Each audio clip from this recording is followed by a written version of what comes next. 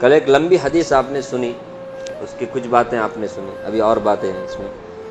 تو اس میں رسول اللہ صلی اللہ علیہ وسلم نے روزہ اور تراویح کا ذکر فرمانے کے بعد عام فرض اور نفل عبادتوں کے اہتمام کی طرف متوجہ فرمایا کہ اس میں ایک نفل کا ثواب دوسرے مہینوں کے فرائض کے برابر ہے، اور اس کے ایک فرض کا ثواب دوسرے مہینوں کے 70 فرائض کے برابر ہے. اس جگہ ہم لوگوں کو اپنی اپنی عبادتوں کی طرف بھی ذرا غور کرنے کی ضرورت ہے. اس مبارک مہینے میں فرائض کا ہم سے کس قدر اہتمام ہوتا ہے اور نوافل میں کتنا اضافہ ہوتا ہے. فرائض میں تو ہمارے اہتمام کی یہ حالت ہے کہ سحر کھانے کے بعد جو سوتے ہیں تو اکثر صبح کی نماز قضا ہو گئی. کم از کم جماعت تو اکثروں کی فوت ہو ہی جاتی ہے. گویا سحری کھانے کا شکریہ ادا کیا کہ اللہ کے سب سے زیادہ محترم بالشان فرض کو یا تو بالکل قضا کر دیا یا کم از کم ناقص کر دیا کہ بغیر جماعت کے نماز پڑھنے کو اہل اصول نے ناقص ادا فرمایا، انکمپلیٹ. کمپلیٹ نماز کب ہوتی ہے؟ جماعت کے ساتھ پڑھے. اکیلے پڑھنے میں اتنا ہے. جو لوگ جماعت سے پڑھ کے عادت ہو جاتی ہے، ان کو کبھی جماعت نہیں ملتی، اکیلے پڑھے تو کیسا لگتا ہے؟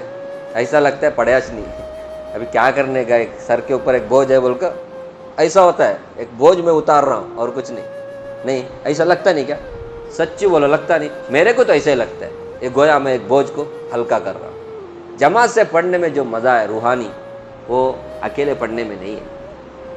ہاں اللہ ماشاء اللہ کوئی ایسے بھی ہوں گے اکیلے پڑھنے میں ان کو خشوع خضوع وغیرہ فرض پڑھتے ہوئے، نفل کی بات نہیں کر، نفل میں تو ہو ہی جاتی، فرض پڑھتے ہوئے بولتے انکمپلیٹ ہے. جماعت سے پڑھنے میں نماز کمپلیٹ ہوتی ہے. ٹھیک ہے.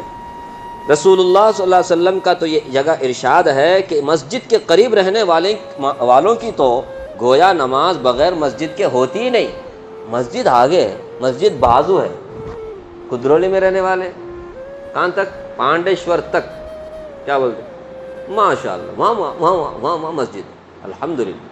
تو پھر ایسوں کے لیے کہ تو مسجد میں جانا لازم ہے. جامع مسجد چکا تو نڑو پڑھ لی، موئی دن پڑھ لی، کنڈت پڑھ لی، گھوگرا پڑھ لی، کتنے پڑھ لی، فل پلی. ہم لوگ اس کے بیچ میں جنا رہتے ہیں.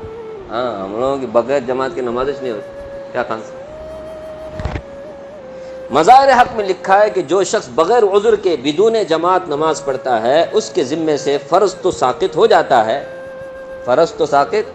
جاتا ہے، مگر اس کو نماز کا ثواب نہیں ملتا.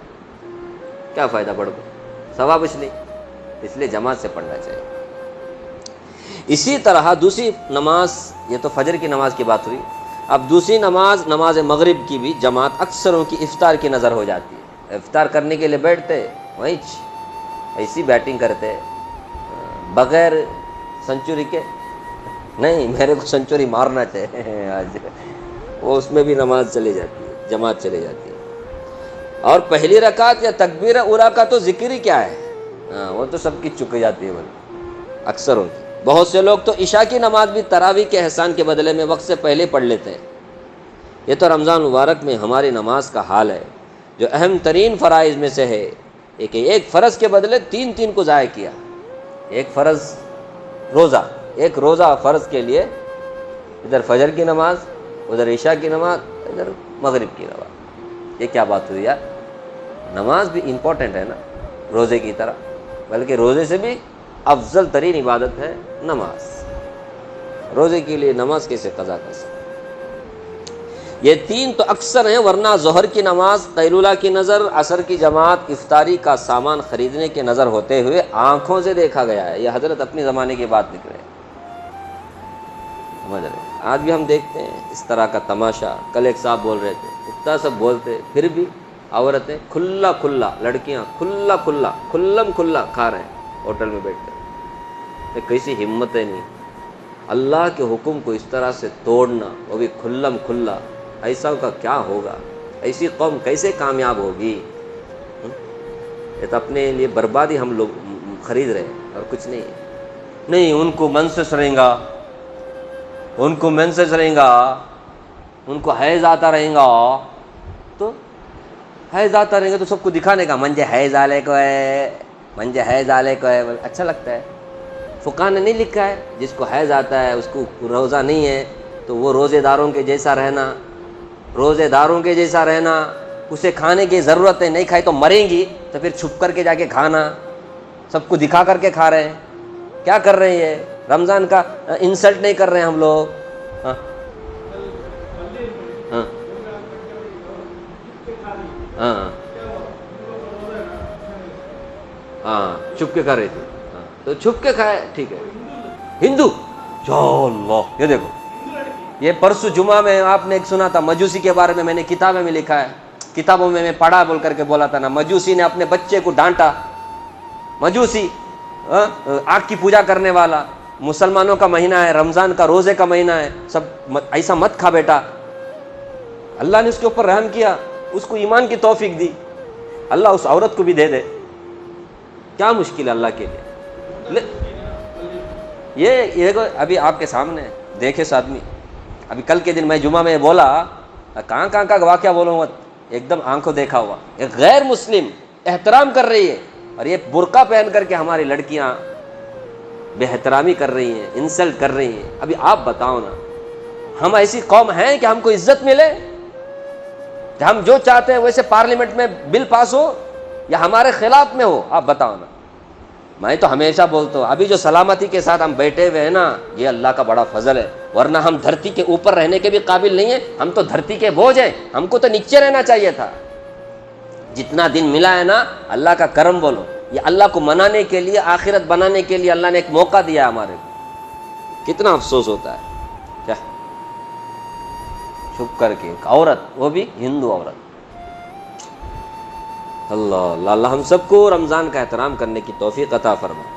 اسی طرح اور فرائض پر آپ خود غور فرما لیں کہ کتنا اہتمام رمضان مبارک میں ان کا کیا جاتا ہے، اور جب فرائض کا یہ حال ہے تب نوافل کا کیا پوچھنا۔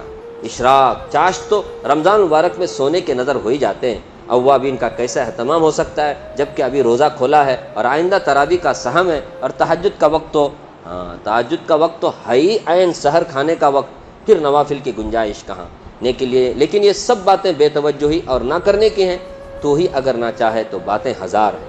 کتنے اللہ کے بندے ہیں جن کے لیے انہی اوقات میں سب چیزوں کی گنجائش نکل آتی ہے۔ آپ لوگوں سے بھی میری گزارش ہے، ابھی صرف 4 منٹ ہے نا، صرف 4 منٹ ہے، 4 منٹ میں اشراق کا وقت ہو جائے گا انشاءاللہ۔ آپ میں سے ہر ایک بھی اشراق پڑھ کر جائیں، اشراق پڑھنے پر حج عمرے کا ثواب ملتا ہے، 2 کر کے اور 4 پڑھیں انشاءاللہ۔ اور دوسرا، ہمارے جسم کا صدقہ بھی نکل جاتا ہے، روزانہ ہمارے جسم پر ہر ایک جوڑ کے بدلے میں صدقہ دینا پڑتا ہے۔ ہم اس نیت سے عشاء کی نماز پڑھیں گے تو انشاءاللہ ہمارے جان کا صدقہ بھی ہو جائے گا۔ ہم جان کا صدقے کے لیے کس کا مرڈر کرتے رہتے ہیں، کیا انہوں یہاں سے دیکھو بکرے والے صدقے کا بکرا بول کے جا کے، روزانہ صدقہ ہمارے اوپر واجب ہوتا ہے۔ اس کے لیے طریقہ کیا ہے؟ اب روزانہ بکرا دینا بولے تو کیا ہے، کتنا مشکل نہیں بہت مہنگا ہو گیا ہے، غریب آدمی تو پیسے والے بھی نہیں خریدتے روزانہ کے بکرا صدقہ کرنے کے لیے، کیسے ہوتا ہے؟ جان کا صدقہ اس طرح ہمارا نکل جاتا ہے اشراق پڑھ کر کے۔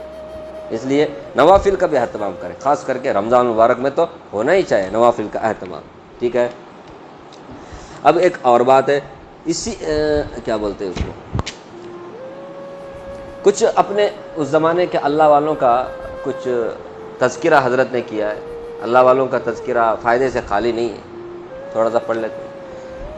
میں نے اپنے آقا حضرت مولانا خلیل احمد سہارنپوری رحمۃ اللہ علیہ کو متعدد رمضانوں میں دیکھا ہے کہ باوجود کمزوری اور بڑھاپے کے مغرب کے بعد نوافل میں 1.25 پارہ پڑھنا یا سنانا، اور اس کے بعد آدھ گھنٹہ کھانا وغیرہ ضروریات کے بعد انڈیا کے قیام میں تقریباً 200 یا 2.25 گھنٹہ 2 گھنٹے تراویح میں خرچ ہوتے تھے، اور مدینہ پاک کے قیام میں تقریباً 3 گھنٹے میں عشاء اور تراویح سے فراغت ہوتی، 3 گھنٹے لگتے تھے سمجھ رہے۔ اس کے بعد آپ حسب اختلاف موسم کے 2-3 گھنٹے آرام فرمانے کے بعد تہجد میں تلاوت فرماتے، صبح سے نصف گھنٹہ پہلے سحری تناول فرماتے، اس کے بعد سے صبح کی نماز تک کبھی حفظ تلاوت فرماتے، کبھی اوراد ذکر وغیرہ میں مشغول رہتے، اسفار یعنی چاندنی میں صبح کی نماز پڑھ کر اشراق تک مراقب رہتے، اور اشراق کے بعد تقریباً 1 گھنٹہ آرام فرماتے، اور اس کے بعد سے تقریباً 12 بجے تک اور گرمیوں میں 1 بجے تک بذل المجہود تحریر فرماتے، ایک کتاب ہے، حدیث کی شرح ہے، ڈاک وغیرہ ملاحظہ فرما کر جواب لکھا دیتے، اس کے بعد ظہر کی نماز تک آرام فرماتے، پھر ظہر سے عصر تک تلاوت فرماتے، عصر سے مغرب تک تسبیح میں مشغول ہوتے اور حاضرین سے بات چیت بھی تھوڑا فرماتے۔ بذل المجہود ختم ہونے کے بعد صبح کا کچھ حصہ تلاوت میں اور کچھ کتابیں دیکھنے میں۔ بذل المجہود اور وفا والفا اس حدیث کی کتاب ہے، زیادہ تر اس وقت وہ زیر نظر رہتی تھی۔ یہ اس پر تھا کہ رمضان مبارک میں معمولات میں کوئی خاص تغیر نہیں تھا، کہ نوافل کا یہ معمول ہمیشہ کے لیے تھا، صرف رمضان میں نہیں، ہمیشہ کے لیے تھا۔ نوافل مذکور کا تمام سال بھی اہتمام رہتا تھا، البتہ رکعتوں کے لمبا ہونے میں رمضان مبارک میں اضافہ ہو جاتا تھا۔ دوسرے دنوں میں اتنا لمبی رکعت نہیں، لیکن رمضان میں لمبی رکعت نماز پڑھتے تھے، ورنہ جن اکابر کے یہاں رمضان مبارک کے خاص معمولات مستقل تھے، ان کا اتباع تو ہر شخص سے نبھنا بھی مشکل ہے۔ یہ عرض کرنے کا مقصد کیا ہے کہ ہم بھی ایسے اللہ والوں کی طرح اپنا کچھ شیڈیول بنائیں، اپنا نظام الاوقات بنائیں، ٹائم ٹیبل بنائیں وغیرہ، ورنہ ہے نا ہم کچھ نہیں کر سکتے۔ ہم اپنا طے کرنا صبح سے ٹائم ٹیبل کے بغیر مشکل ہے، آپ وقت نہیں نکال سکتے۔ میرا یہ صبح میں اتنے بجے اٹھوں گا، سحری کھاؤں گا، تہجد پڑھوں گا، نماز کو جاؤں گا، نماز کے بعد میں بیٹھوں گا، اشراق پڑھوں گا، تلاوت کروں گا، اس کے بعد 8 بجے یا 8:30 بجے ڈیوٹی کو جاؤں گا، یا پھر یہ کہ ڈیوٹی جانے تک 1 گھنٹہ سوؤں گا، اس کے بعد جو بھی ہے معمول کر لینا، روز کا میرا یہ رہے گا ڈیوٹی۔ اتوار ہے تو اس کے لیے الگ شیڈول بنا، کیونکہ چھٹی رہتی ہے، تھوڑا لمبا سوؤں گا، ذرا لمبا ذکر کروں گا وغیرہ وغیرہ۔ تو اس طرح بنائے بغیر مشکل ہے، ایسا رہنا کہ اس میں اور کسی چیز کو گھسنے نہیں دینا، نہیں مشکل ہے۔ رمضان ہے، ہم ایک دم بزی ہیں، سیزن ہے کیا بولنے کا، جیسے بزنس والے بولتے ہیں ہمارا سیزن آ گیا بول کے، ویسے سیزن ہے، آپ خلل مت کرو، ڈسٹرب مت کرو۔ اس طرح سے اللہ ہم سب کو رمضان مبارک میں خاص کر کے عبادت کے لیے ایک نظام الاوقات بنانے کے ہم سب کو اللہ توفیق اور طاقت عطا فرمائے، اور ہم سب کا خاتمہ اللہ ایمان پر سنت پر فرمائے۔ اور رمضان مبارک میں جن لوگوں کے حق میں اللہ تعالیٰ مغفرت کے جنت کے فیصلے سنانے والے ہیں، اللہ ان خوش نصیب لوگوں میں ہم سب مسلمانوں کو، ہماری اولاد کو، تمام مسلمان بھائیوں کو شامل فرمائے، آمین یا رب العالمین۔ سبحان اللہ بحمدہ، سبحانک اللہ، نشہد ان لا الہ الا انت، نستغفرک و نتوب الیک۔ سبحان اللہ۔